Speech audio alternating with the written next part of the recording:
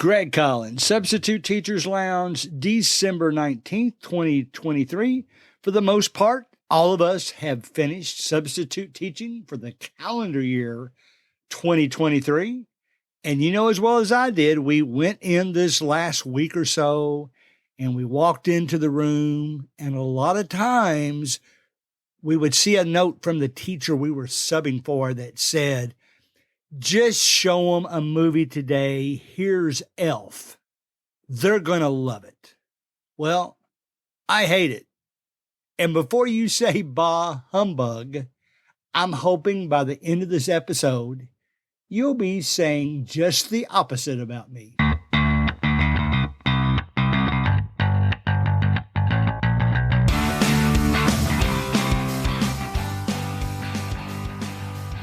All right. Before you get too upset with me, I actually love the movie Elf. I'm not as big a Will Ferrell fan as some of you are, but I think he is absolutely hilarious in that movie, and I can't wait to watch it each holiday season. With that in mind, this isn't going to be a Christmas or holiday related topic because I want to give you something you can use. And by the time you go back, Christmas is over. So it wouldn't do you any good for a year. So I'm going to talk about using movies in class and how I have come to hate that idea and what I have instead done about it.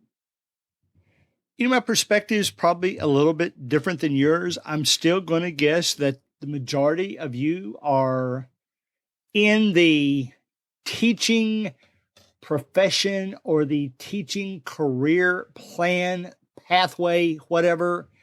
And I'm not. I'm a retired accountant, and I've done substitute teaching for 6 years now since I've retired. And as I go along, each week's episode now is pretty much made up of things that happened to me the previous week. This week is no exception to that. And what happened to me this week concerning the movies, I got so fed up with them because I'll tell you my observation, then I'll tell you my observations over the 6 years, because not all movie showing happens at holidays or right before breaks. Sometimes it's like in maybe a related arts class, band. I've substitute taught for band, and since a band director knows that you're probably not going to be able to direct the kids with their instruments, they would rather the kids just leave their instruments in the cases, in the cabinets, and instead just show them a movie. Well, I'm not a big fan of going to non-classroom situations. I've told you that before. I did finish with a PE class, PE/health class Friday, and in which a movie was involved, but I'm all about letting those kids have some fun on the last day of class before the winter break. So I'm all about that. But here's what happens with me concerning movies. Whenever you show them, the teacher is giving you that movie. And yes, I'm going to use the babysitter word again. It allows you to, maybe busy work is better. I'm going to use the busy work word. It's just something to keep them busy, occupied. Not because the teacher's lazy, not because the teacher wants to just throw something out there that's going to be easy that you can get through real quick. In fact, maybe the teacher's doing it because they're thinking of you and they know that those kids' mindsets are not going to be on working that last day. Or if you're substitute teaching a band class, a chorus class, anytime, when those kids see a substitute, they're not going to be thinking about practicing that day, most likely. So here's the movie. Here's what has happened with movies. There's only been one movie that I've ever shown that the kids actually enjoyed, even though I've shown a lot of movies that are enjoyable, but my point's going to end up being that the kids would rather let them socialize during that time. They'd rather just hang out with their friends, maybe let them play some games on their computer, because even when you're doing days that are like celebration days and they announce, all right, all of those with straight A's in the 8th grade, come to the gym, you get pizza and a movie. I bet less than 10% of the students in that gymnasium watching that movie are really watching that movie. They're not. They'd rather just hang out with their friends. Let's go back to the classroom. When you're showing a movie in the classroom, do you make them watch it? Well, of course not. Do you have more of a control problem when they're watching a movie than when they're doing homework? You do, because it becomes more of a social environment and they don't really want to watch that movie. I will tell you what I did Friday. In fact, one of the teachers that came in and told me what the plans were actually agreed with what I wanted to do with them instead. Now, granted, the teacher had also left some fun word searches and some things to draw for those that consider themselves creative. So the word search was a Christmas word search on one side. I looked at it before class started, and I was looking for another word that wasn't even on the list, that was diagonal maybe, sometime, kind of word that's a little bit harder to find, and I found one. So here's what I told them. And, here's where those good old cheap Jolly Ranchers come into play. I told them, all right, guys, here's what we're going to do today. Here's a word search, which in and of itself, they're not crazy about it. They'll do it to occupy the time. They might ask me if it's for a grade. And I said, well, I can't tell you that the teacher has indicated it would be for a grade, but I can't tell you that he's not going to grade it that way either. So here's what I told him to do. I told him the secret word that I had found. And I said, first one to find it, bring it up here, Jolly Rancher. Okay, list a little 2-cent reward, Jolly Rancher, right? Well, they loved that. They immediately went to work on trying to find the word search. In fact, it only took one of them probably a couple of minutes to find it. I thought it would be harder than that. Then I also said, all right, for the rest of you, the first one to find 10 words that's on the list, you get the next Jolly Rancher. And they immediately went to work again. That one took longer. There was about 20 words total, and I knew not to just say find all 20, because then it becomes a bit overwhelming, because it seems like there's always a word or two that you struggle with. But I said, all right, find the next 10 words, and they did that. Another Jolly Rancher. So that system worked out well. I shared some trivia questions. These happen to be holiday related. In fact, I'll share this one with you, because we kind of had I don't know if you call it a record. That's, you called everything a record back when I played records. But I read this week that the song that was recorded in 1958 called Rockin' Around the Christmas Tree, recorded by Brenda Lee. It, especially in the download days, it hits the charts every December, over and over. Each December, the downloads bring it back into the Billboard charts again. Well, this was the first year that it actually went all the way to number one. So the song was published in 1958, has re-entered the charts several years after that, but this is the first year it went to number one.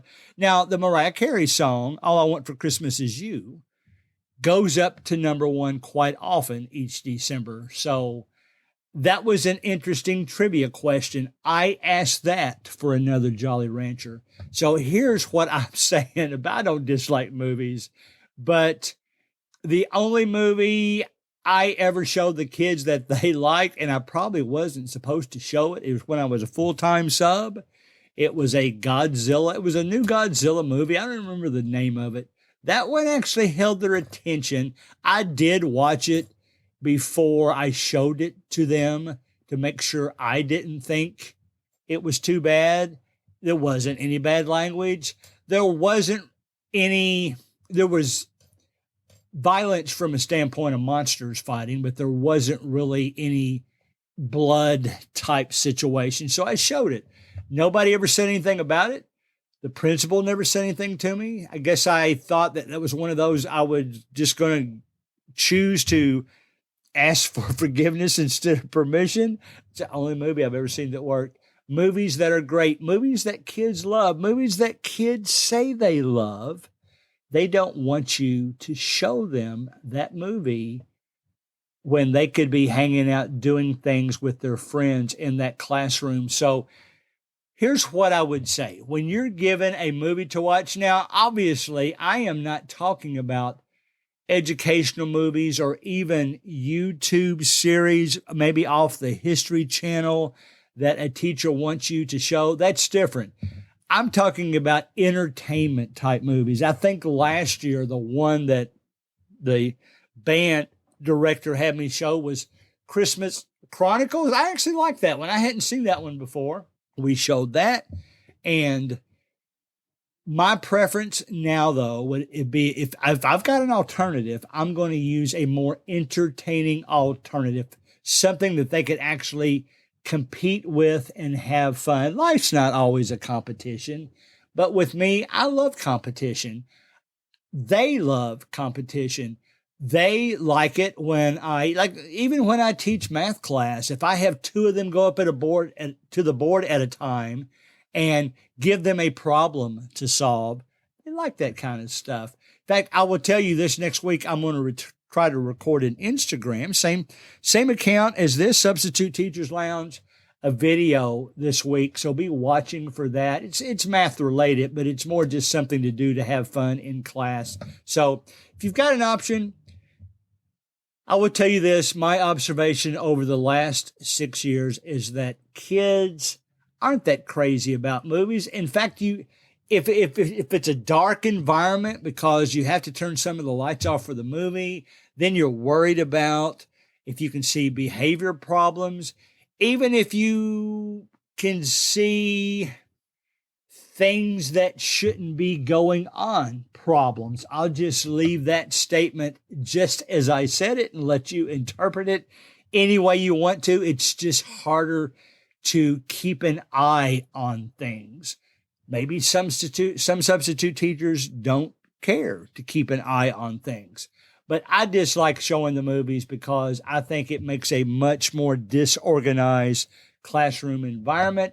And that's why I do it the way I do it. I will tell you over the next few weeks, probably the next 4 weeks, what I'm going to try to do is I've got a very busy few weeks coming up between some family things I'm taking care of and then some vacation I'm taking care of. I'm going to go back into the archives and I'm going to find 4 of our best shows and rerun them. And the reason being, I don't want to take a cop out.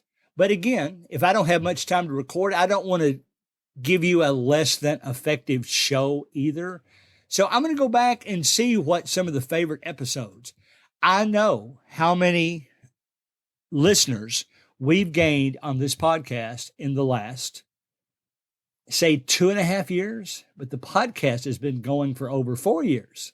So that means that a lot of you haven't heard, unless you chose to go back and listen to them, a lot of you haven't heard some of the better episodes from, or I won't say it like that. It doesn't necessarily better. Maybe even the title is what made people listen to it more. A lot of them will be on discipline because that seems to get the most attention. But I'm going to go back. I'm going to pick 4 of those.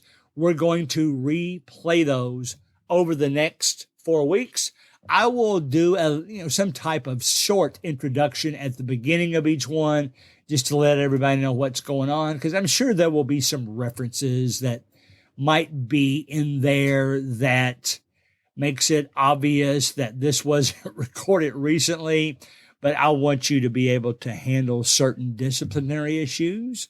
I want you to be able to handle certain resource issues.